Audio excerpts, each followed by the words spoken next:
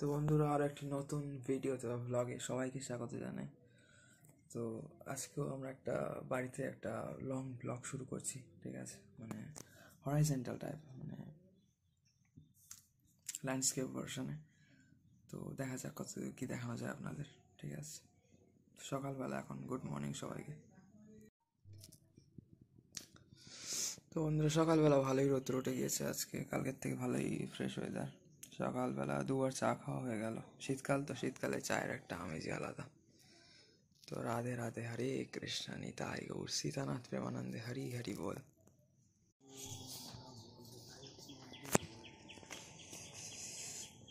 তো বন্ধুরা, যেমনটা বলছিলাম, এখানে এই কালকে ডাব পেয়েছিল, তো পাতা টাতাগুলো হয়ে আছে, ওই জন্য সব গাছটা ঝরা হয়েছে কিছু।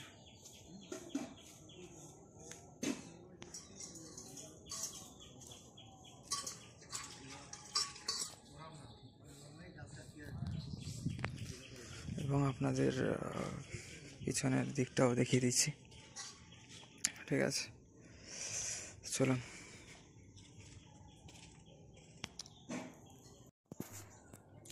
তো হচ্ছে ফিলহাল আমাদের বাগিচার কন্ডিশন দেখাচ্ছি, আরও দেখাচ্ছি আপনাদের এগিয়ে গিয়ে। চলুন, ঠিক আছে? সবাইকে ভালো থাকবেন বন্ধুরা, চ্যানেলে জুড়ে থাকবেন বা এই ব্লগে জুড়ে থাকবেন। সবাইকে রাধে রাধে, হরে কৃষ্ণ নিতাই গৌর सीतानाथ प्रेमानंदे, हरि हरि बोल।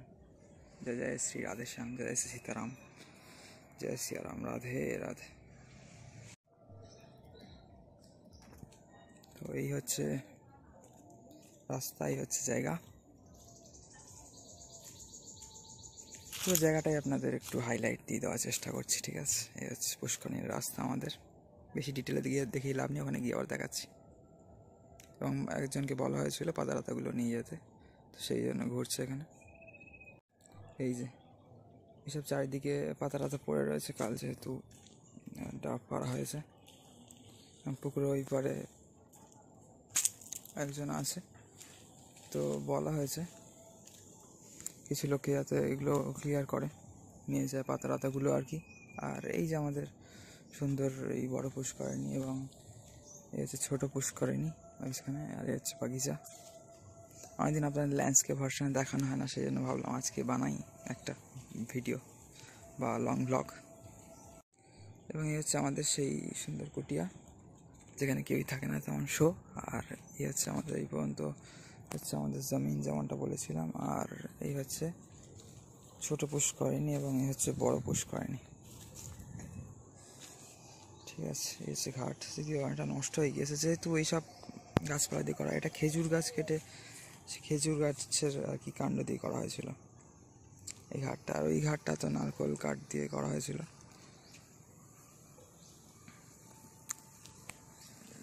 তো মানে সিমেন্টের ঘাট করতে গিয়ে একবার সব ম্যাটেরিয়ালসগুলো বৃষ্টিতে ভেসে গিয়েছিল, নষ্ট হয়ে গিয়েছিল বলে আর করা হয় না। যাই হোক, এইভাবেই। আর ন্যাচারাল জিনিস ভালো লাগে, এইভাবেই করা হয় এখন আর কি।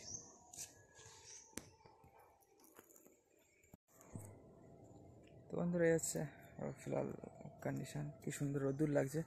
শীতকাল, শীত যদিও কমছে এখন, মানে বসন্ত বলা যায়, বসন্তের শুরু বলা যায়, ওই জন্য হালকা ঠান্ডা।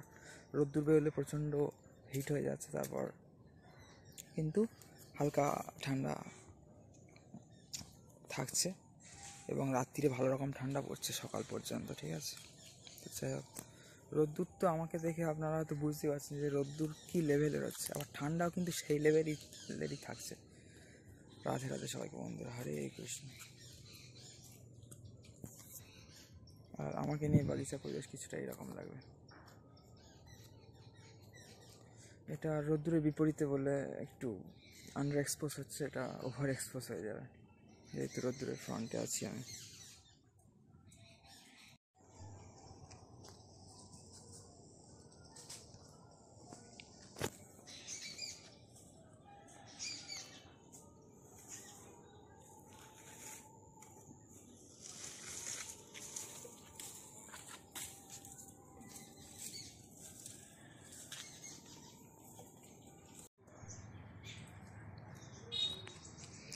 এবং এখন কিন্তু পুরো 10:30 বাজে, 10:23 দেখলাম।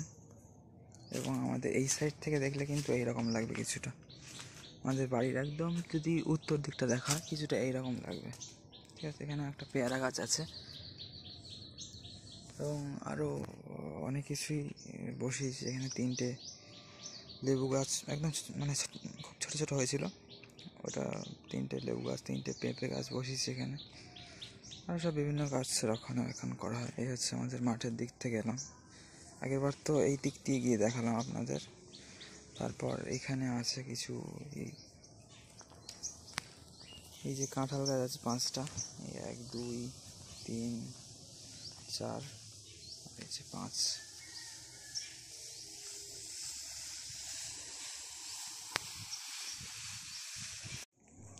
আর ফিলহাল এগুলোর অবস্থা একটু খারাপ। এই যে লাল শাক এগুলো, আর এগুলো হচ্ছে পালং শাক, যেগুলো শীষ বেরোচ্ছে শীষ পালং বলে, আর এগুলো হচ্ছে ধনেপাতা।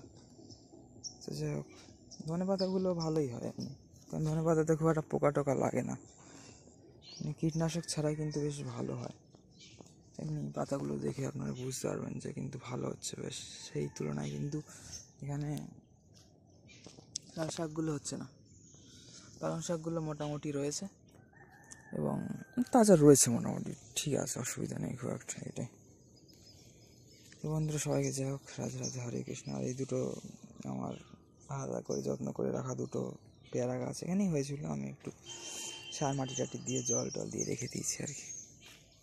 আর এই জায়গাটা জঙ্গলটা শুধু পরিষ্কার করা হয়নি, কারণ এখানে উচ্ছে গাছ ছিল, আমি বারণ করেছিলাম ওই কাউকে যে পরিষ্কার করছিল এই আর কি। আর এখানে বেগুন গাছগুলো বড় হয়ে গেছে, বেগুন দেওয়া শুরু হয়ে গিয়েছে মোটামুটি। আর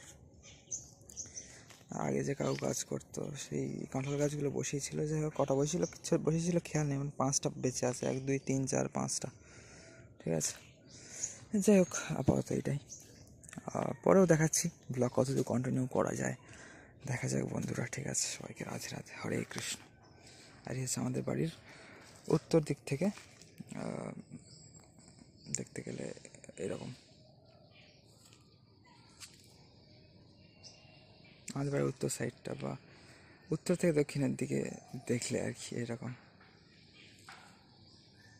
রাধে রাধে সবাইকে বন্ধুরা, হরে কৃষ্ণ। আর এখানে এই যে জবা গাছ আছে, অনেক পুরনো এটা।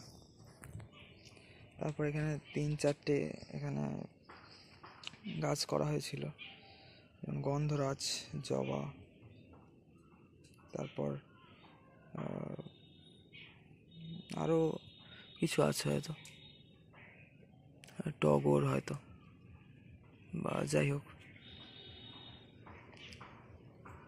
এখানে কিন্তু এই গাছগুলো অতটা মানে ভালো কন্ডিশনে নেই। আর এখানে একটা জবা আছে, এটা বহু বছর পুরনো, এটা থোকা জবা, আর এটা গোলাপি জবা। আর এইগুলো হচ্ছে মৌসম্বি লেবু যেটাকে বলে। যাই হোক, প্রচুর লেবু গাছ টাছ হয়ে আছে। আর হ্যাঁ, কুল হয়েছে, কিন্তু কুলগুলো দেখিয়েওছিলাম, কিন্তু আর একবার দেখানো যায়। এই যে এখানে কিন্তু কুল হয়ে রয়েছে, এগুলো বড় কুল, এই যে, আর এইগুলো ছোট কুল। বড় কুল খুব হাতের সামনে তো দেখছি না, আর পাড়া হয়ে গিয়েছে, টুকটাক খাওয়া হয়েছে এগুলো। আর এগুলো টক বলে অতটা খাওয়া হয় না। এই যে এগুলো গোল কুল, মানে ছোট ছোট, আর এগুলো বড় নারকেল কুল বা আপেল কুল বলে যেগুলো। তাও যে বিশাল কিছু স্বাদ হয়েছে তা না, মানে পানসের মতো, অতটা মিষ্টিও না। যাক, দেখা যাক, সবে তো প্রথম হচ্ছে, এই নতুন 1 2 বছরের গাছ, তাই হচ্ছে। আর এই বড় বেগুন গাছগুলো লম্বা লম্বা বেগুন হয়। এই যে কালকেই কাল বা পরশু দিন 3টে তুললাম বেলার দিকে, বড় বড়। এখানে আদা অল্প ছিল, তুলে দেখা গেল। ওইখানকারও আদাগুলো একটু তুলে দেখা গেল, মানে গাছ তুলনায় আদা কিন্তু হয়নি। হলুদ গাছগুলো ধরতে গেলে যেখানে রোদ্দুর পেয়েছে খুব সুন্দর হয়েছে, আদার তুলনায় হলুদ গাছগুলো দেখা গেছে যে ভালো হয়েছে কিন্তু এবার।